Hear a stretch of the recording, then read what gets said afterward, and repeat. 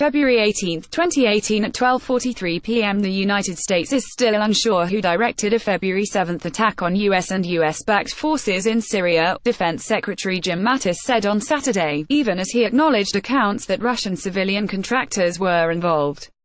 Reuters has reported that about 300 men working for a Kremlin-linked Russian private military firm were either killed or injured in Syria. The U.S. has estimated about 100 pro-Syrian government forces were killed by U.S. strikes to repel the February 7 attack. Russian military officers told the United States during the incident that Moscow was not involved. The Pentagon has declined to comment on the exact makeup of the attacking forces, and Mattis appeared at a loss to explain the incident 10 days later.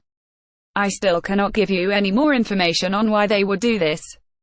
But they took direction from someone," Mattis told reporters flying back to Washington with him from a trip to Europe, according to a Pentagon transcript.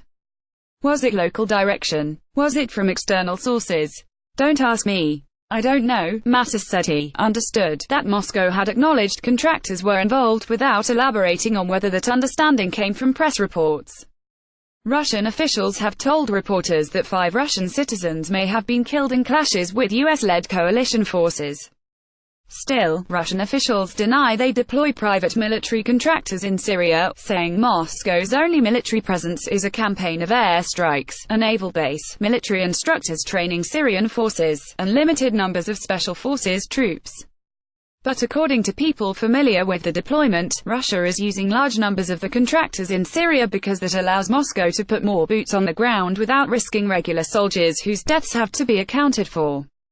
The contractors, mostly ex-military, carry out missions assigned to them by the Russian military, the people familiar with the deployment said. Most are Russian citizens, though some have Ukrainian and Serbian passports. The United States and Russia, while backing opposite sides in the Syria conflict, have taken pains to make sure that their forces do not accidentally collide.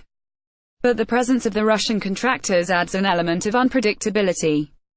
The U.S. military has said that in its effort to repel the attack on February 7, U.S. forces on the ground called in coalition strikes for more than 3 hours, involving F-15E fighter jets, MQ-9 drones, B-52 bombers, AC-130 gunships and R-64 Apache helicopters.